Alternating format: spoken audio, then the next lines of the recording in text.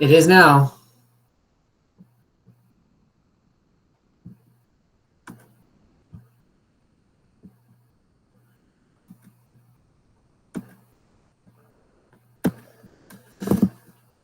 Yeah, I saw it. I had clicked record and then it just started recording now. Well, let's continue on, and then I'll still post this one. There's the intro from the previous lecture as well that we could utilize. Oh, sorry, that was not on purpose. Actually, big assist to Brianne for figuring that out. Apples.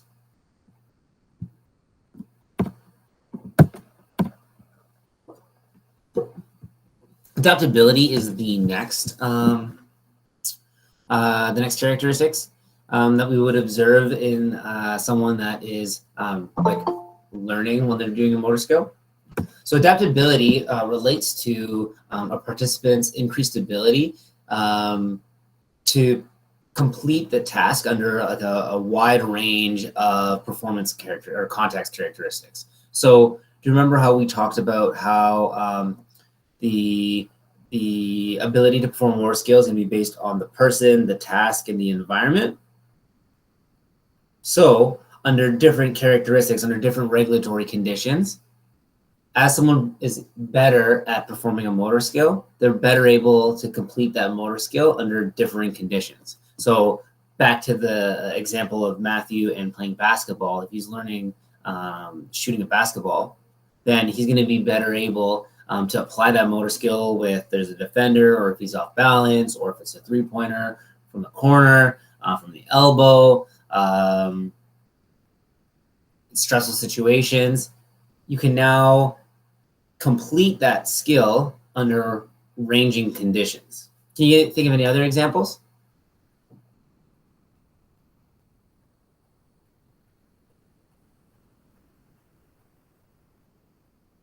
What about skiers? Skiers would be, like the Winter Olympics just ended. You know, as skiers get better and better, they'll be better able to, you know, complete skiing on all different types of hills when it's snowy, if it's icy, under a whole bunch range of different conditions. Driving, yeah, so as you get better and better at driving, you're better at driving when it is rainy outside, really sunny, when there's traffic, when you're stressed. Does it all make sense now in terms of adaptability? And the thing with motor learning is that you want to sort of foster the adaptability of that skill in differing conditions. So that's when coaches sort of put together practice regimes. What they're trying to do is they're trying to, you know, practice the range of potential conditions that the athlete or the participant or the learner in this case would see in the real life situation. The last characteristic is something that we've talked about in lecture 5, I believe, and it's relating to the automaticity of the motor skill. And so what we notice is that as, I don't know, it was lecture 6, as we get better and better at something, so as we're learning, there's a reduced attention demand required of that skill. Hence, as we get better at something, it becomes more automatic and we can start multitasking while doing that motor skill. Does that make sense?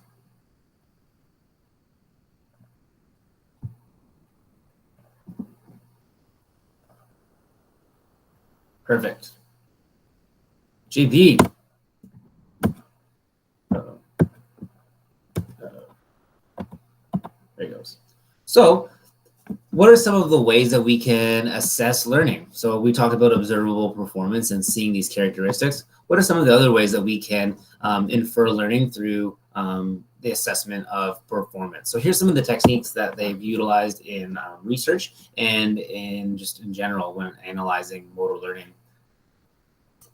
We've talked about observing practice performance, and that is going to be sort of observable through the 6 characteristics we just talked about. We also can utilize retention tests, transfer tests, and coordination dynamics, and we'll go through what those are. So let's first still review observing practice performance. And so when observing practice performance, you can generate performance curves just to sort of plot out line graphs that would sort of monitor the progression over time. This is really popular because it gives someone a visual of learning versus sort of visual of learning progression, just like I think it was Samantha that talked about at the beginning of the lecture, versus just an observation subjectively while watching people practice. So performance curves are basically just by plotting performance outcome measures. So think back to lecture 2 and all the different outcome measures that we sort of discussed: error, reaction time, distance, time, speed, goals. And what you do is when you plot these, it gives you an evidence or a sort of an awareness of the improvement based on the general direction of the curve of the participant, as well as their consistency. So let's see. Here we have a potential hypothetical performance curve. In this case, what they're doing is that we have error here, or root mean squared error. So this was a continuous scale that they were plotting. So we have root mean square error on the y-axis and the number of trials on the x-axis. So in this case, error high is bad, and then lower error would be good. So if we're seeing a general decrease in the line, would that give us an idea of the learner improving or getting worse?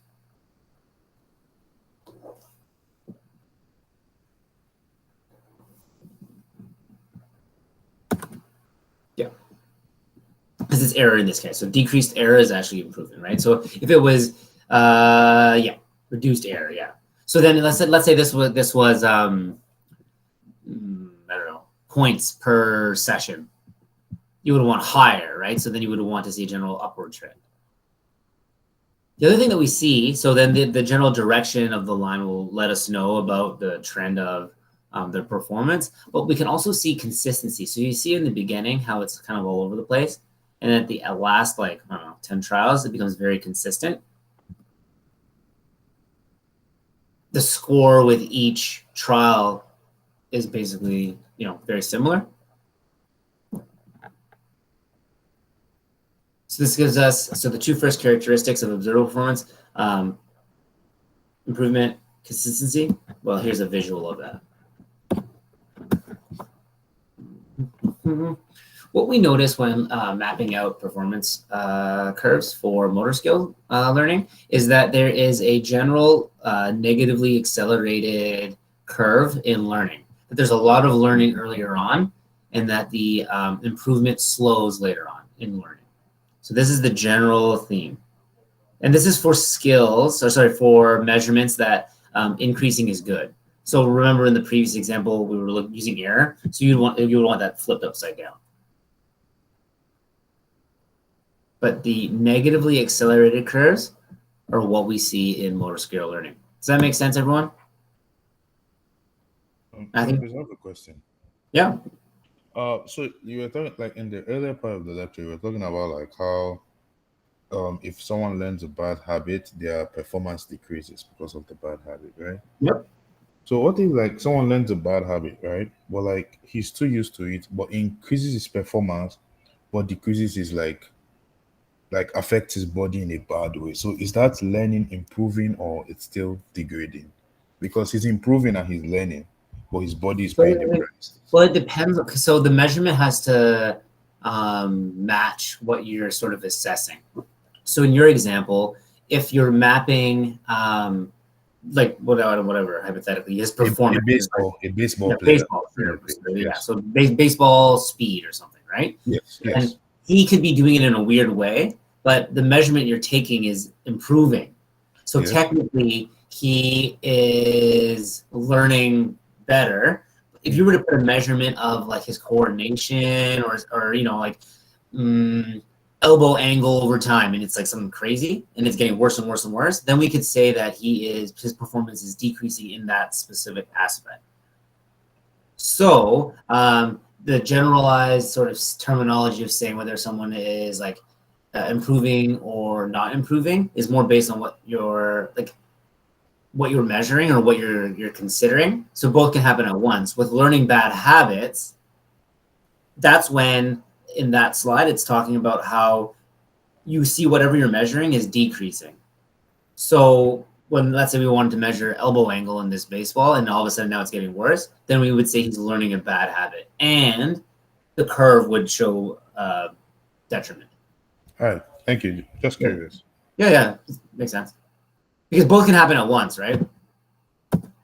Yes, thank you. Yeah.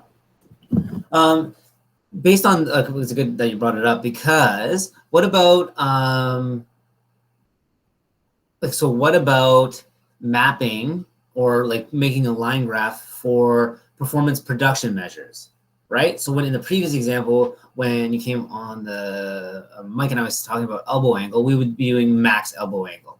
But remember with kinematic measures or performance production measures, sometimes for one trial, you have a whole bunch of measures. You don't have one single number per trial.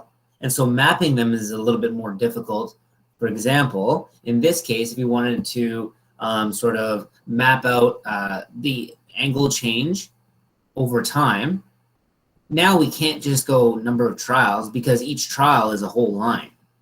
So what you do is you average them out. So in this example, here we've created a study where, or they developed a study where they were looking at mapping kinematic measures. And so what they had to do was you had to like hold a lever and like move it back and forth to move a cursor along a specific line. And you see the line on the slide. And what they did was they took like the average line of like trials 5 to 10, 271 to 280, 511 to, no, sorry, 611 to 620, and then 751 to 760. So they mapped the averages of 10 over different periods. And what you could see is that this was the target and how over time the kinematic plot more closely resembles the target. And then these dotted lines are the errors. So you can see how in terms of a consistency, you can see how there's much larger standard deviation and then it decreases at the end. So they also became consistent. So it's more difficult to map out kinematic measures, but there's some people that have tried.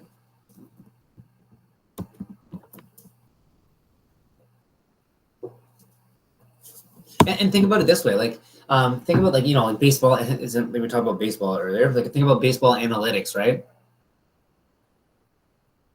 Your data is only as good your assessment is only good as the data you're collecting or what you're looking at, right? And so with baseball analytics now, they have a whole bunch of different stats that they're looking at that they're using in sort of equations to assess performance of which player is the best, and so hopefully you can understand that this is applicable to you as like kinesiology grads and students, because you're learning it the different ways to assess performance and assess learning, and that way you're going to be taught or have a better understanding of what you can alter to improve that.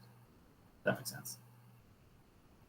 Retention tests are what you're probably more familiar with. Retention tests are tests of the practice skill after like an arbitrary time period. So midterms or tests in academia are retention tests. You're testing the retention of someone's material. So the midterm was supposed to test your retention of the material from the lectures. And hopefully that happened. But they're called retention tests because you're testing the retention of the material. That's where that term comes from. And so this is testing the permanence or persistence of the information. Transfer tests are different. Transfer tests are or involve using a novel situation in which the performer must adapt their skill to the context or characteristics of a new situation. So we were talking about adaptability. What if, okay, like clinic-based tests. So we were all talking about sports and injury management. Someone was, right? Average was 51. Did you have the lab test with the taping? Or did you do a clinical test? Someone was talking about it. Actually, I think that's why we had to move the midterm. Okay.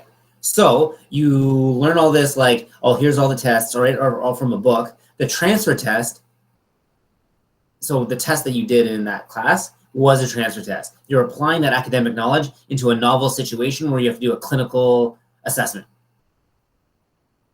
So it's not directly a retention test because you're not being asked the questions from the material you read. You're being asked to apply that. So this is an example of a transfer test. You're testing the adaptability of the material. So in relation to motor skill, a transfer test would be sort of adapting the motor skill to a novel situation. Does that make sense, everyone? Like with practice, the game situation is the transfer test because it's a novel situation. Everyone good?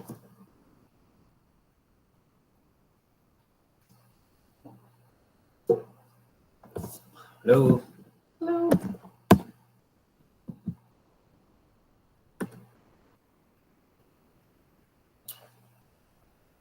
Yeah, is it a question or an answer, Samantha?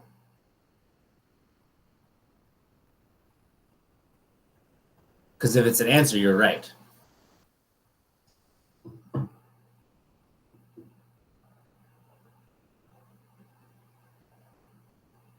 Oh, yes, yep. That's correct, yep. That's probably the best example. But for transfer test, to adapt the motor skill to a novel situation, you can do one of two things. You can perform the practice skill in a context or situation that's different than the practice situation. So in a whole different sort of environment. So you can remove the availability of augmented feedback. So like coaching or like visual feedback, a different physical environment or different personal characteristics. You make it like very stressful. Think about like firefighter tests when they learn all these skills, and then in the test they make it stressful. The people are yelling. They're trying to like increase the stress to see if they can perform as well as they did in practice in that environment. The other thing that you could do to create a novel situation, so in essence make a transfer test, is you perform the skill in a novel variation of the practice skill. And so with what Samantha's saying, the transfer from practice to a game situation. And it's allowing for assessment of the adaptability of someone's motor skill development to the new situation. Does that make sense, everyone? Because yeah, perfect. That's awesome, Sid. I'm happy it makes sense. Because the last assessment technique is this idea of coordination. So Olu, you were talking about the baseball bad habits and assessing coordination, right? Coordination is difficult to sort of assess. How do you put a number on coordination? You can do it maybe for each example. You can come up with a measurement, but to come up with like a whole like generalized term is difficult, right? So coordination dynamics is sort of a way to assess coordination, because what have we learned from thus far in this course? Or what is one of the things that we spoke this more, but what is one thing that we've learned from this course thus far is that as you learn a new skill, people, they initially try to achieve a motor skill with the skills that they've previously done. And then they adapt that new skill. They take the old skill and they adapt it, change its coordination into the new skill. Like, for example, someone who is a tennis player will try to swing a baseball bat like a tennis racket until they realize they have to alter their coordination. So maybe there's a measurement. I broke the table.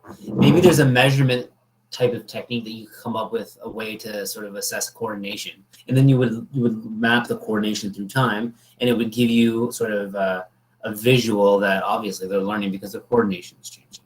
And so some of the things that they've done in research are coordination dynamic charts. So they're very specific to the skill that they're learning, but here they were mapping. So this was a skill where they had to use two levers like this, like an etch sketch, but they were out of phase.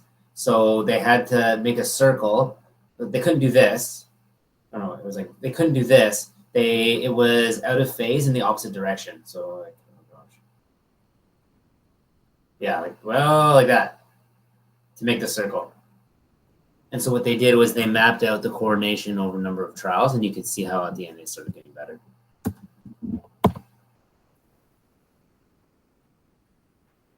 I thought there was another way to do it too. There was another slide. We'll get to it near the end, but a way of mapping like joint angles, and maybe you could see the change in angle over time. One thing to mention, and Ola brought this up again, was talking about, like what if you see negative performance while learning? So have you all ever heard of performance plateaus?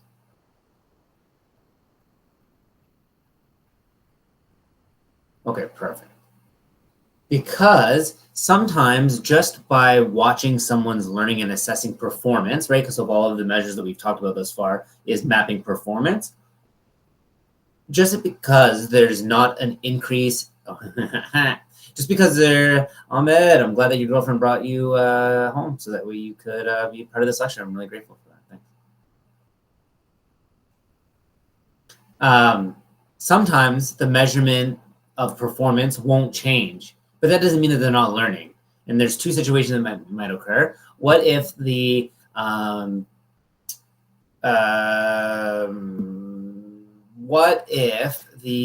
practice contains, sorry, I screwed that up. What if you're observing performance and you're not noticing an improvement? Does that mean particularly that they're not learning? Typically, but not in all cases. Sometimes practice may involve a performance variable that artificially inflates or deflates performance, and we'll come up with an example of what that means. And then performance plateaus are what we've all sort of realized is sometimes there's like a plateau in the performance improvement. And that's generally when people are like consolidating their cognitive learning of the skill, or they're changing their coordination. So they're still learning because they're changing their coordination, but there's not an improvement in performance. But look at this example of a variable that may artificially alter performance. So here we had a motor skills study where the learners had to practice putting 30% of their body weight on a foot. So they were while wearing crutches or having crutches. So it was like they were trying to come up with a method to teach people how to use the crutches, in case they hurt themselves or something.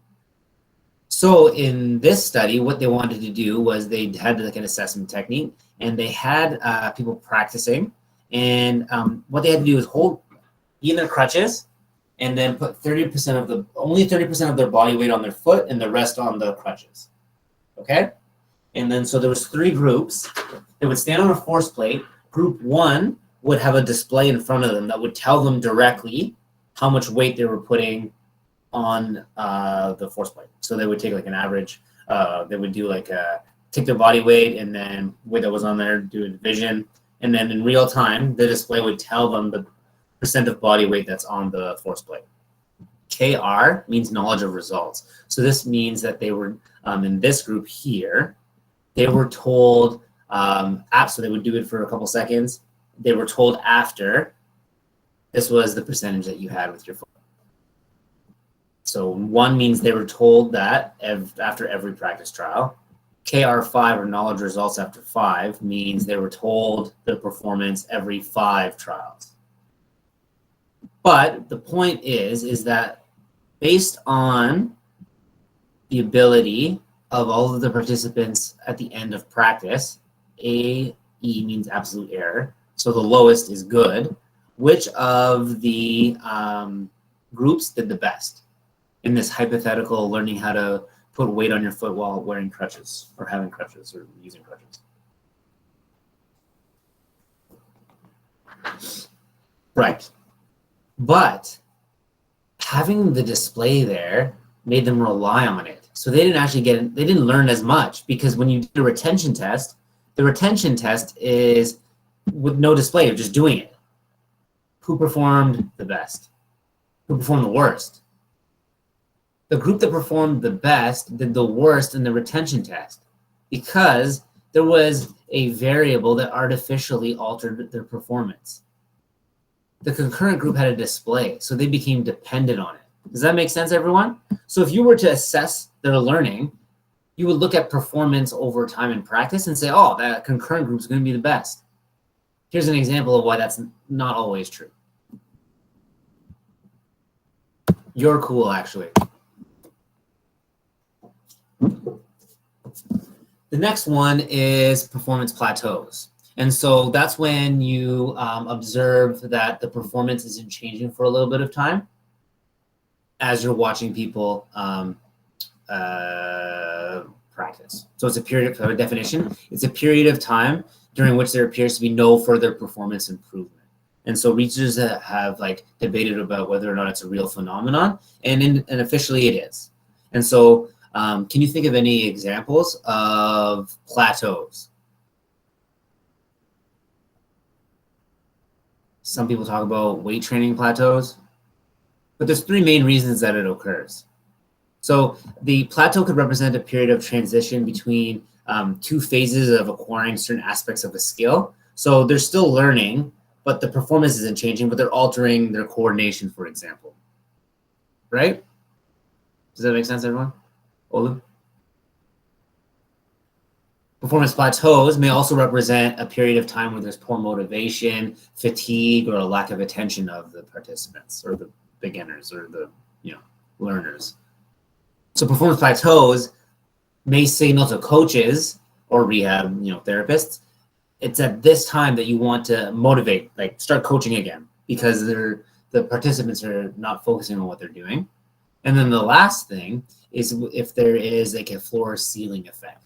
So if maybe the measurement that you're taking, it's already maxed out, so you can't get any higher. Just like a thermometer, like those old school thermometers can only get so high. So maybe the water's hotter than the height of the thermometer, but it's all just going to read the max. Or those punching machines at a carnival. If you get the max, there's no reading of what would be higher. So if two people get max, which one went higher? You don't know. Does that make sense, everyone?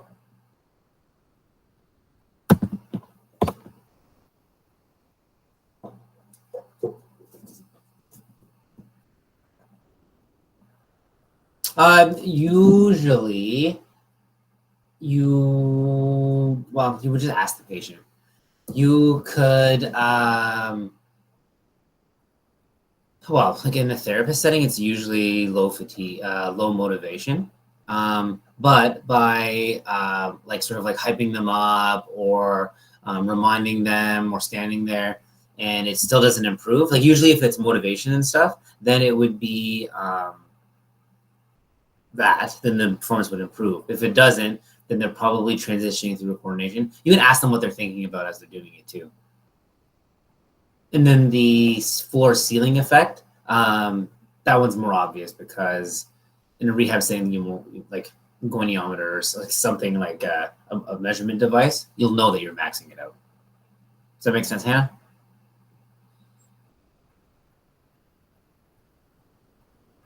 Awesome. The point is that if you notice a plateau, it's a good time in beginners to try to motivate them. Yeah, RPE. So rate of perceived exertion. There's not going to be one thing that's good for everything, right? These are all just principles. But let's talk about the stages of learning. So there are two distinct models that have been proposed. There's been a lot, but these are the main ones. And they are two different models to describe the stages of learning. Fitz and Posner, the three-stage model, is something that I think you guys have already been familiar with. Posted a couple of videos about it in, I think, the first lecture. And then Gentile, the two-stage model of learning, relates to Gentile's taxonomy. So that was the same group. So remember Gentile's taxonomy, how the axes were so based on the regulatory conditions? So in Gentile's stages of learning model, they are sort of using that to describe how learning is dependent on what type of skill you're doing. So discrete versus continuous, open versus closed, like that. So let's go through the first model, the Fitts-Posner three-stage model. It was developed in 1967, so it was one of the very first ones. But it describes learning in three different stages: the cognitive stage, the associative stage, and then the autonomous stage. And so the first stage, and this is directly applicable to all motor skills as well as academia, and so I mean in terms of like relatable, the cognitive stage is when the beginner or the learner is cognitively trying to figure out how to achieve the goal. So this stage is marked by what to do and how to do it. And it's marked by a lot of different errors and like gross errors and a lack of consistency.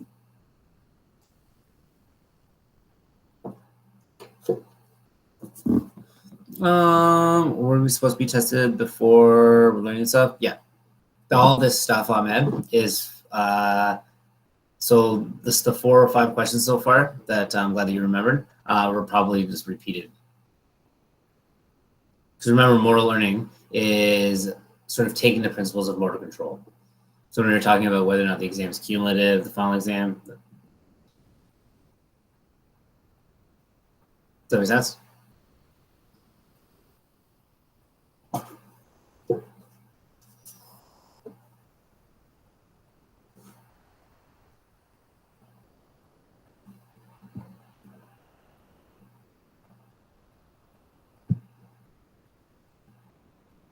Answer.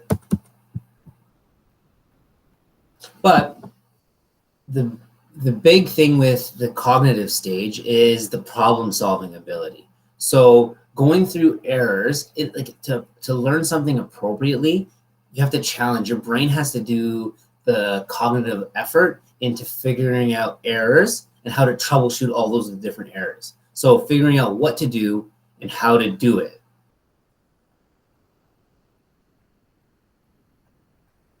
Okay, the associative stage is the next stage. And it's when the participant has progressed through the cognitive stage. They know what they need to do and how to do it, but now they're trying to do it consistently. So it's the refining stage. The associative stage is also called the refining stage, where the performer has acquired the basic fundamentals of the skill, but they're being able, or they're practicing refining that to be more consistent and try to apply it to more and more different conditions.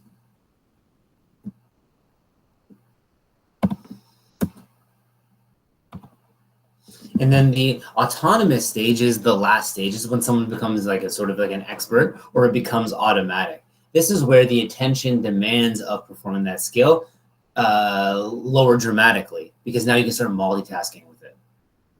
And not all performers would reach the automatic stage or the autonomous stage, because have you ever heard the term practice doesn't make perfect, perfect practice makes perfect?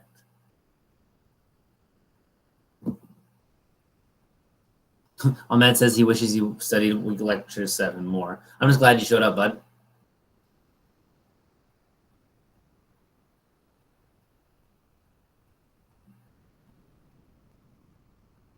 Any questions about the 3-stage model?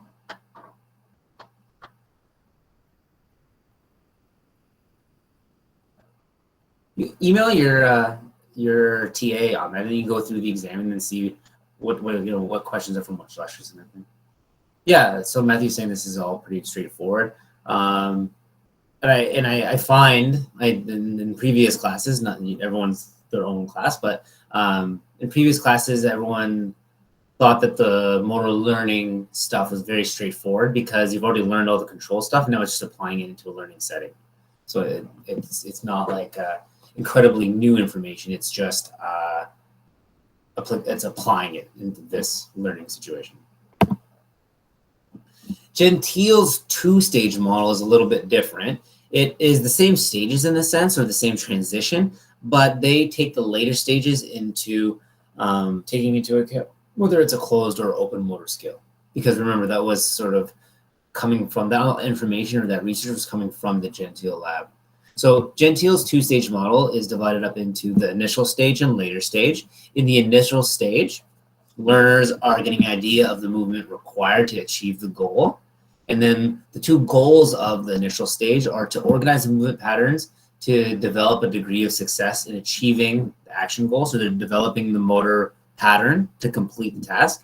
And then they're being sort of through repetition, they're trying to determine or discriminate between regulatory and non-regulatory conditions in the environment. So what in the environment do you have to adapt your movement to achieve the skill? That is a regulatory condition. And what in the environment doesn't affect movement? So the non-regulatory conditions. So at the end of this stage, similar to the previous model, the learner has developed an effective approach to complete the skill or the task, but they have not sort of managed, they're still lacking consistency and efficiency. And so in the later stages, the learner is acquiring three different characteristics. They're learning the adaptability of the skill, so they're being able to adapt that skill to different demands of different performance situations. They are improving their consistency, and they are improving their economy of effort or their coordination. So the two different models are sort of saying the same thing, right? It's the same progression, except Gentile is looking at it from more a regulatory conditions standpoint. Because they say that the later stages of motor learning are different depending on whether it's a closed or open skill.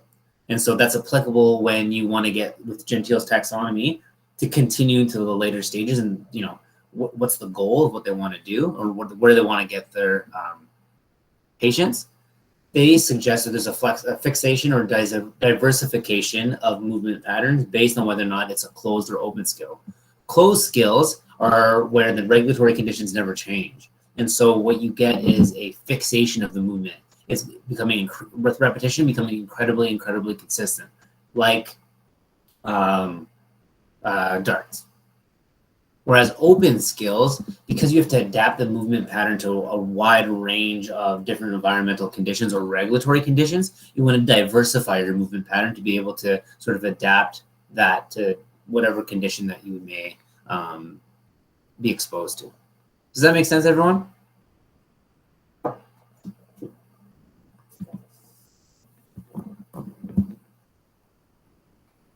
Awesome. So now let's talk about some of the performer and performance changes that we would notice across stages of learning, right?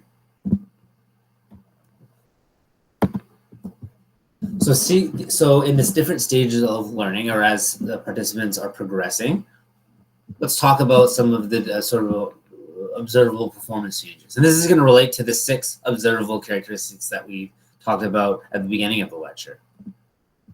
We're going to see changes in improvement. Now, of the sort of like performance plots, what was more typical of motor skill learning? The negatively accelerated curve, where there's a lot of learning initially, and then sort of like a slowing of the learning later on.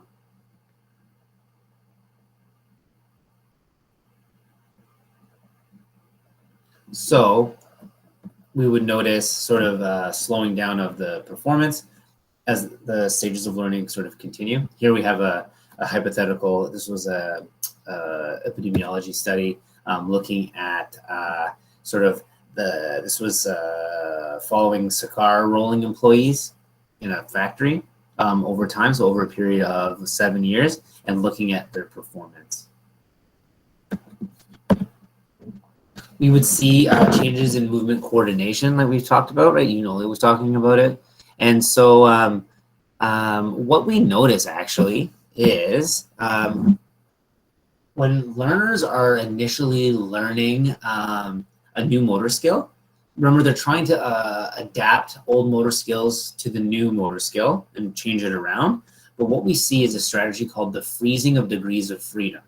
And do you remember the term degrees of freedom when we were talking about motor control theories? the independent elements that are the movable elements in a system. And so when learning a motor skill, so here we have an example, like this little boy is learning racquetball. So what we would notice is that, the racket, when doing it properly, would involve wrist movement, elbow movement, shoulder movement, hip movement, trunk movement, ankle movement.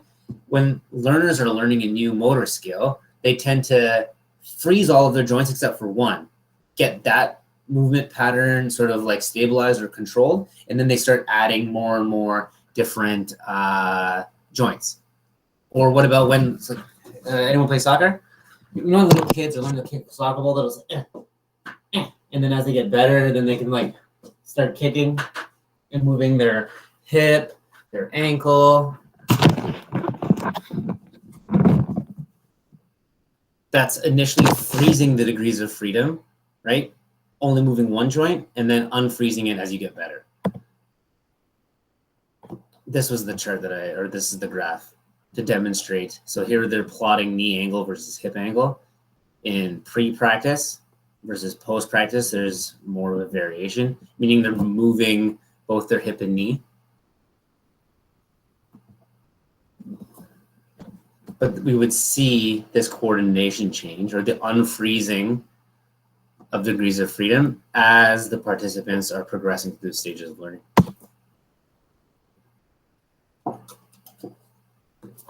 Remember, we learn a new skill by adapting movement from an old skill.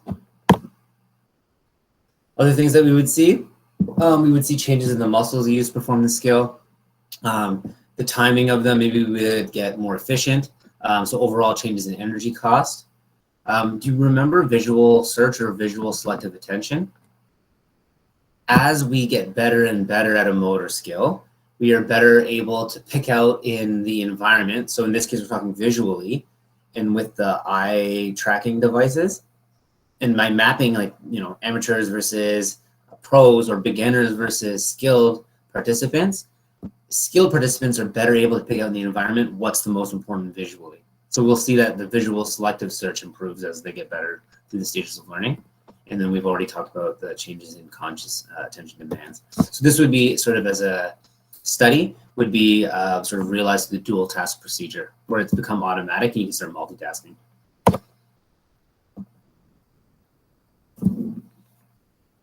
Remember, the main,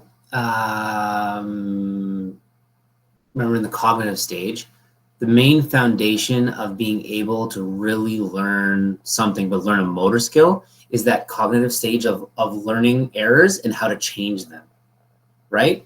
And so when I'm talking to everyone about like studying and to really retain the information, you gotta take the information that you are presented with and then challenge yourself by asking questions in a different way, because it's forcing you to figure it out, and you're never gonna lose that figuring it out. The process of, like troubleshooting, that is what's gonna lead to retention in your brain. And so what we see is that as people become better and better at a motor skill, they become better at sort of error detection and what's required for correction.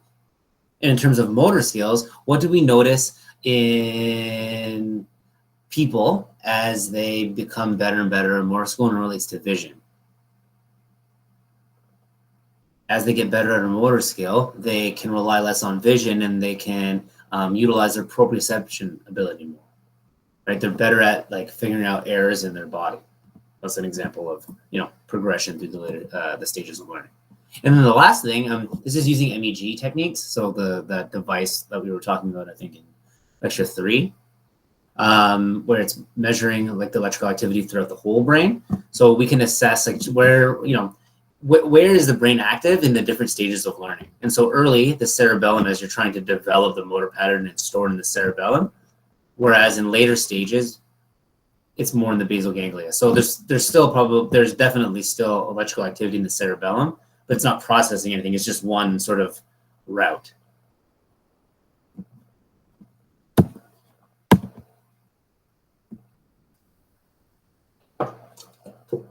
One thing to remember, and that was sort of relatable with that that example with learning crutches and or sort of like a variable that artificially deflates practice performance, a performer will rely on the sensory information that's available to them during practice. And that's called the practice specificity hypothesis.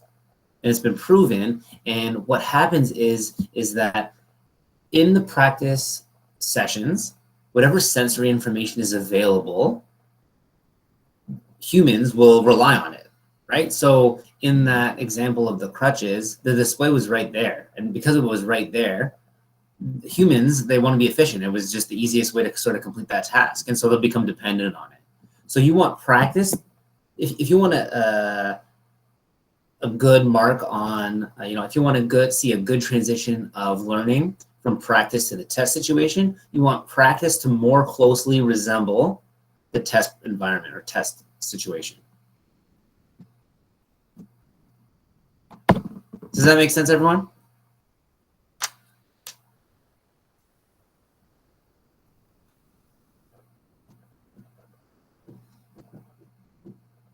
Promise? Casey, Olu, Samantha? Mostly here, JP, Ahmed? Brianne?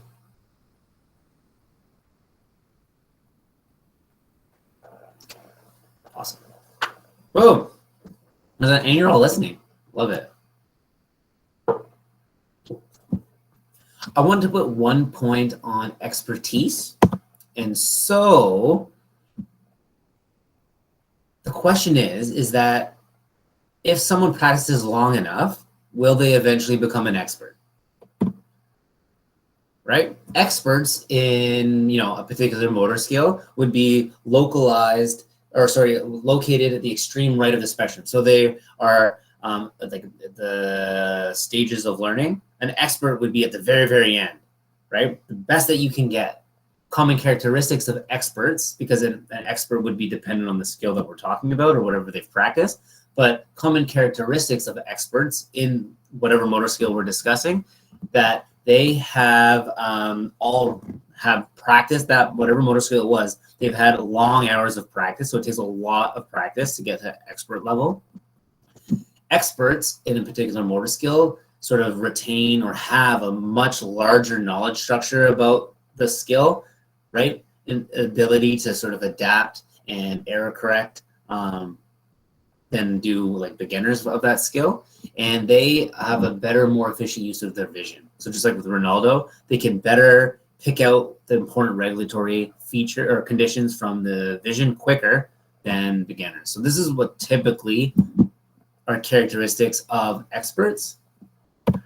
But the argument is that part of being an expert is always cognitively problem solving. So remember when we talked about how in the Fitz and Posner model of learning, where you go from cognitive to associative to autonomous, so you get to a point of automaticity where it becomes automatic. Researchers suggest that becoming an expert is where you never lose focus or you never decrease the amount of attention you're putting into what you're doing. How many of you have heard the term, that athlete was a student of the game? They're talking about a really good athlete and they say he was a student of the game. MVP, yeah. LeBron, student of the game, right? The reason why they say that is because experts, or Kobe, remember, like Kobe was always cognitively thinking about the motor skill or the interviews, right? He always had like a very cognitive view of basketball.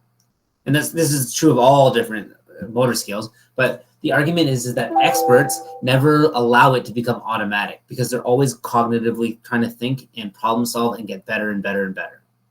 So they always maintain a level of consciousness in the motor skill or a level of attention, whereas technically it being automatic, you're decreasing attention so that you can multitask. Does that make sense, everyone?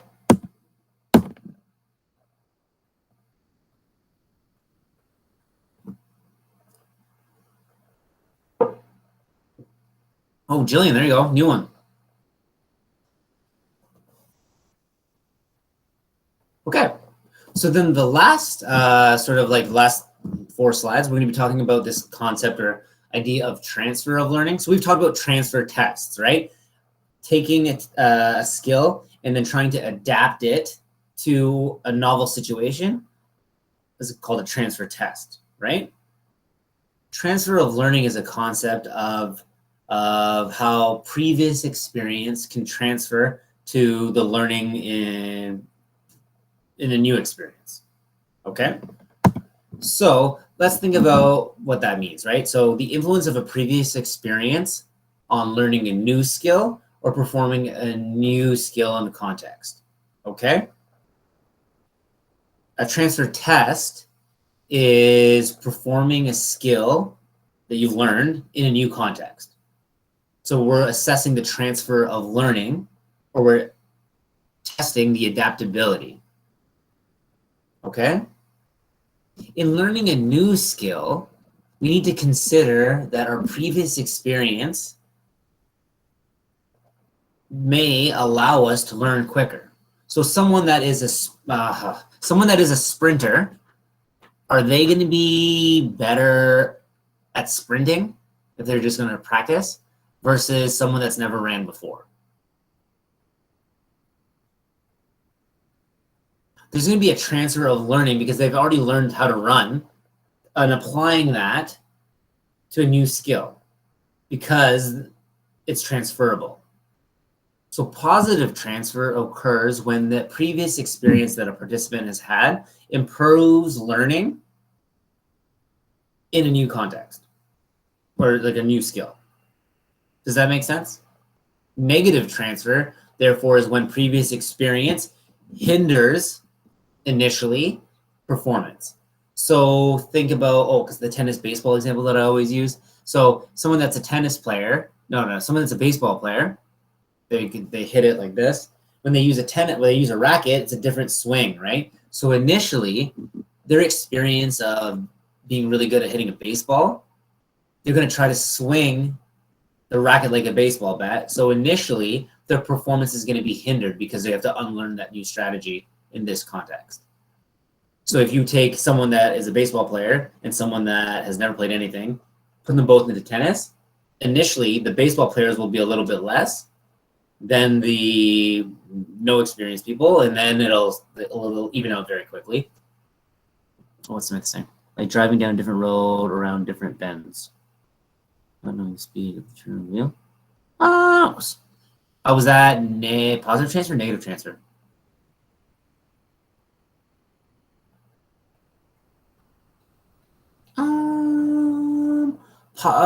It's like positive transfer is like thinking about how, okay. So let's say you have been, you're a motorcycle driver. Okay, you've always driven a motorcycle, whereas there's someone that's never driven before.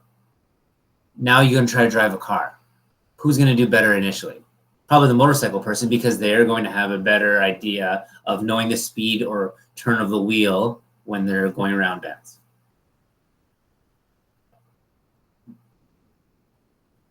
Does that make sense, Samantha? Yeah, probably. Although his punching, because he's learned punching before, would have a positive transfer, maybe. Neutral transfer is when there's my ability to type. So I can type, Samantha can't. Who's better at baseball? There's no relation. But us learning motor skills is based on this idea of positive transfer. That's why it's important. Like with Gentile's taxonomy, that's built on the concept of the transfer of learning, right? Our school curriculum, or the curriculum in like this lecture, is building on, like Ahmed was saying, on stuff we've learned from the other half of the class. So because you have that experience, Ahmed has had this great, awesome opportunity for positive transfer.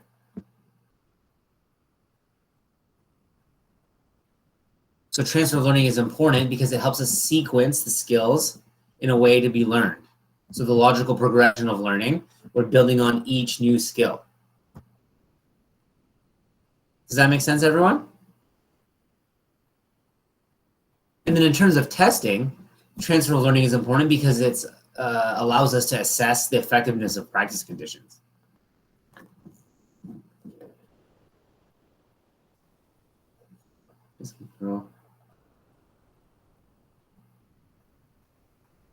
What's a pro pither?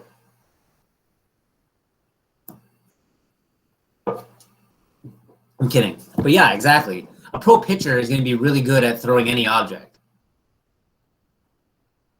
Potentially, right? There's going to be a positive transfer.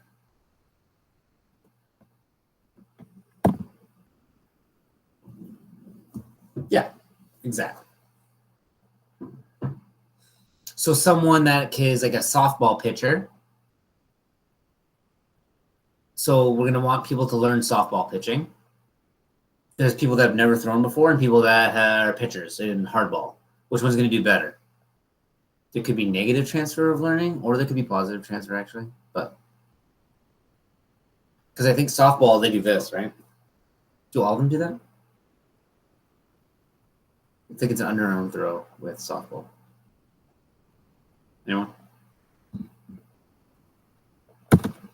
Anyway, yeah, I think so too. Because you know how they get the states, like the World Softball Series, right? And then the girls are like, whoa, boom. Yeah. Oh, there you go. That's a good example, JP. So a catcher would be good at playing goalie initially. No, or either way. But yes, exactly. That experience of catching is going to make them better at the new sport versus someone that's never done it before.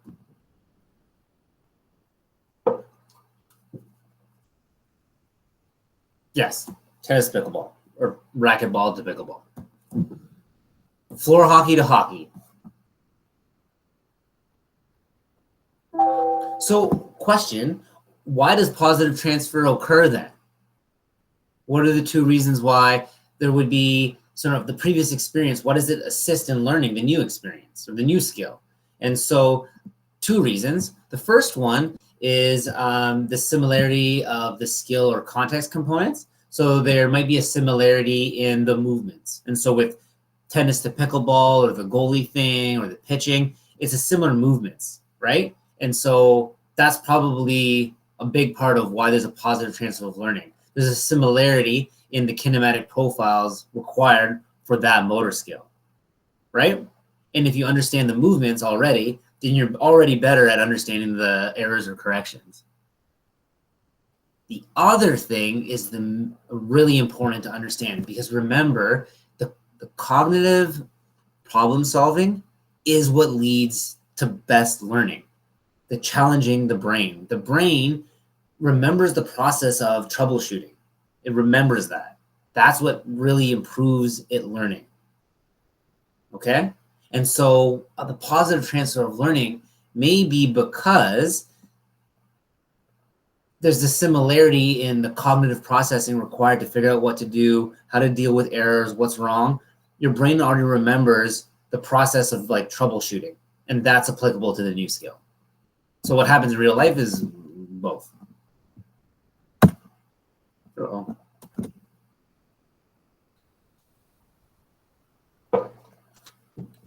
Finish off with talking about negative transfer. And so why would negative transfer of learning occur?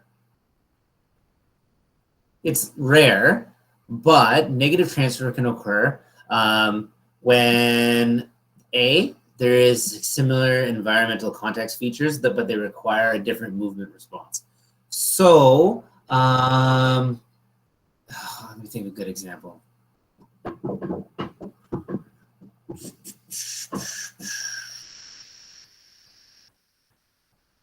Okay, when the new car one's a good example, right? All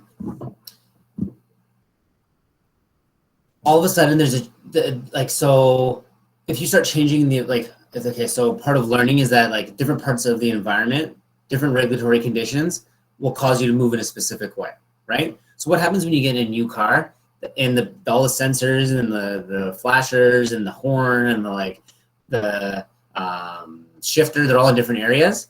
How many times have you gotten into a new car or you're driving your friend's car or when your girlfriend on met is driving in someone else's car, where you are kind of confused. Like there's an initial point of like, and you start hitting random things because it's all in different locations.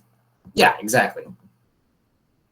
So there's a negative transfer of the previous experience to the new experience initially, and then you kind of figure it out.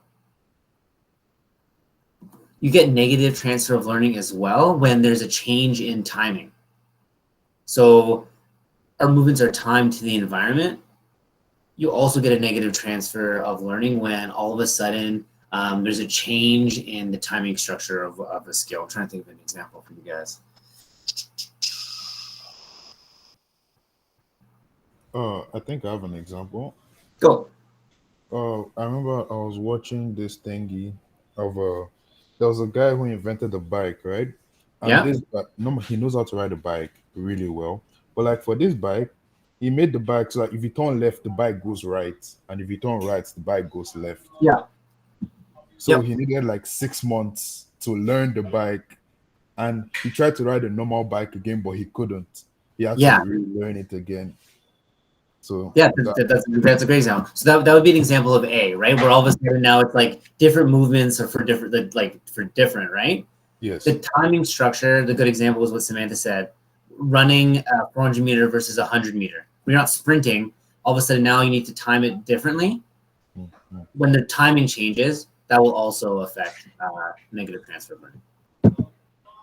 But the key point with all of these, everyone, is that you can unlearn negative learning very quickly. It happens initially, right? It's always like the initial thing, and then you quickly unlearn it. Does that make sense?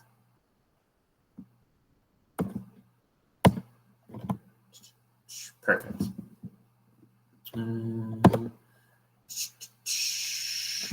Ooh, one thing is that learning how to learn is another example of learning. So when we were younger, how any athletes were told? Do you guys remember being told like, oh, put your kid in as many sports as you can, so they're developing, applying motor skills to different areas?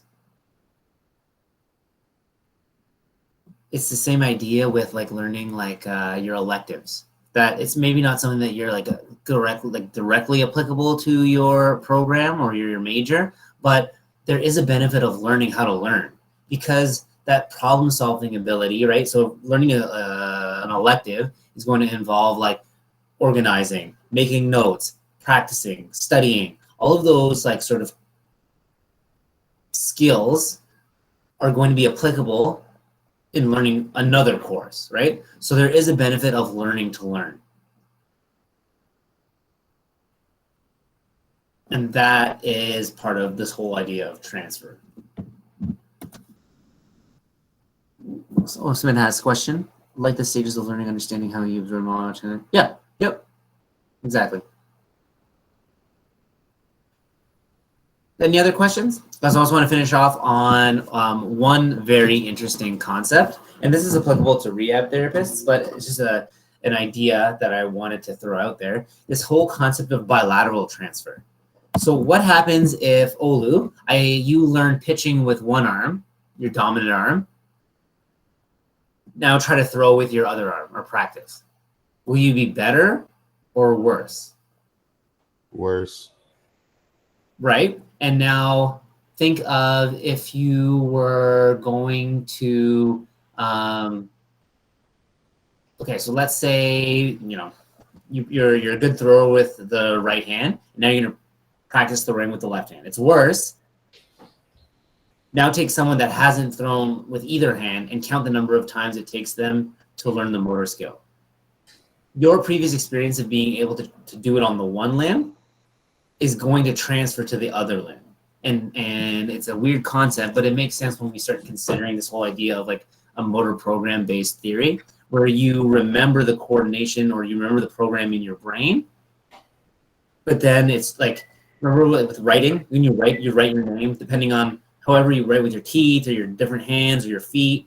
In that example, you will write the same sort of like cursive writing style. You're adding the parameter of whatever limb onto the motor program. There's studies that have looked at this concept of changing or the transfer of learning between the two limbs. And so what they did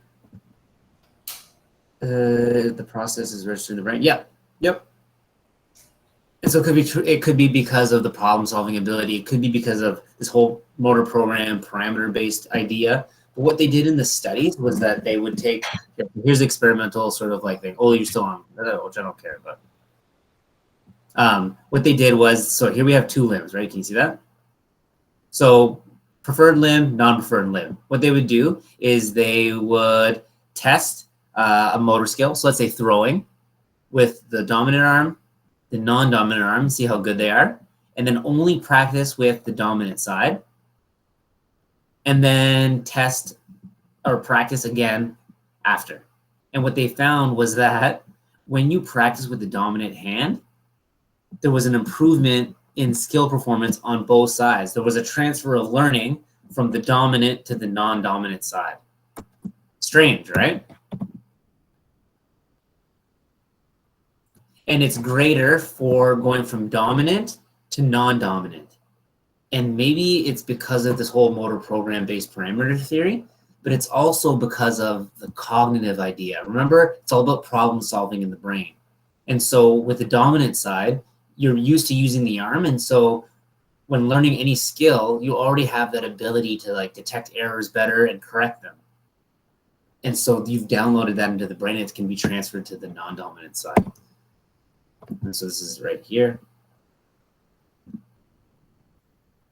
But this is applicable in a rehab setting because when participants are going to, like amputees are going to get a prosthetic, they have them practice the prosthetic with the dominant side, the good side, and it leads to them being able to understand how to use or learn the prosthetic when they have the amputation quicker. Interesting, right?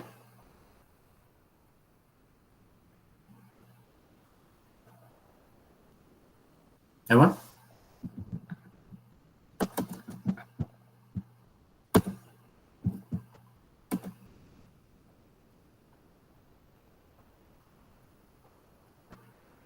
So motor program idea of this bilateral transfer, but also this cognitive error correction ability. It's both, but yeah. Try it. Here's what you're gonna do. Take something random. I'm thinking about something over the week. Okay, you're gonna practice something you've never done before with both hands. Do 10 trials and see how good they were. Then only practice with your right hand or your dominant foot, and then do both again, and both will have improved. It's gonna take more than 10 trials of practice, though, probably like 100.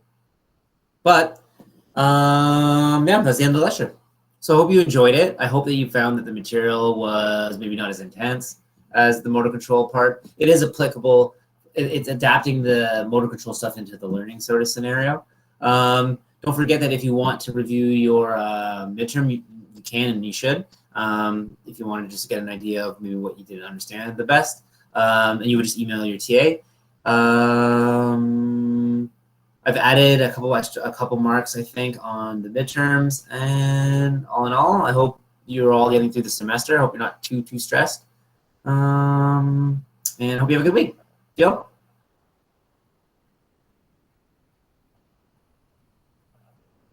Have a nice day, bro. Enjoy your Okay. weekend. Awesome. Yeah. Let me check, Matthew, but email me after.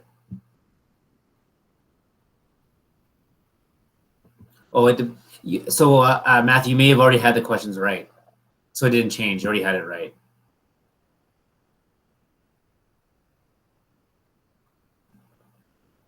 Yeah. Way to go for the beer. Way to go. You'll just learn too much.